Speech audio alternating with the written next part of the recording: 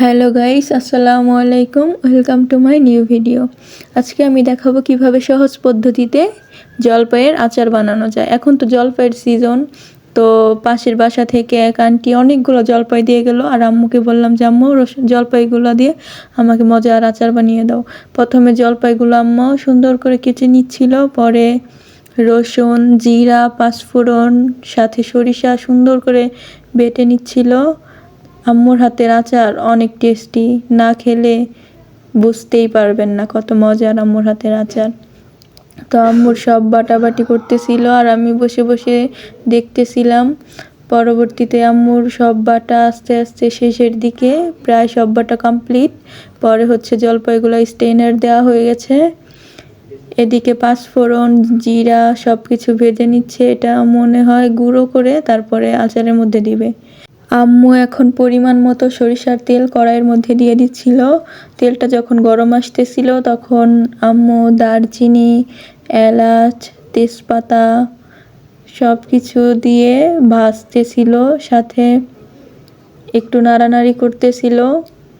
তারপরে কিছু শুকনো মরিচও অ্যাড করে দিল আম্মু, যাতে একটু ঝাল ঝাল হলে অনেক ভালো হয়, মজার হবে ঝাল টক আচার।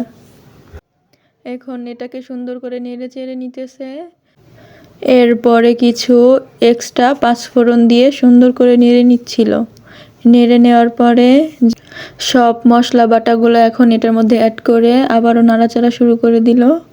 নাড়াচাড়া করতে করতে তারপরে হচ্ছে যখন একটু এটা অনেকটা শুকনা শুকনা হয়ে গেছিলো, তখন একটু শুকনা মরিচের গুঁড়ো সাথে একটু ধনিয়ার গুঁড়ো সব কিছু দিয়ে সুন্দর করে অ্যাড করে মিক্সড করে নিচ্ছিল।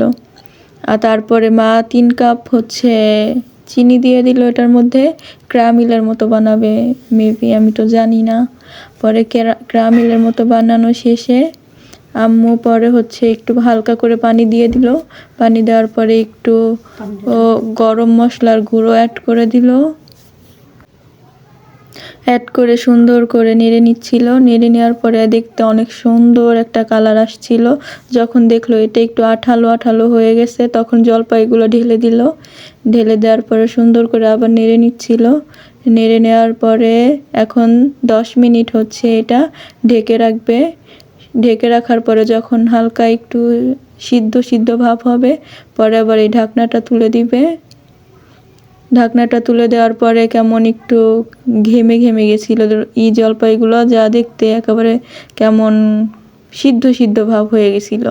তারপরে এই তো আচার প্রায় শেষের দিকে, আপাতত প্রায় শেষ আচার মেক করা।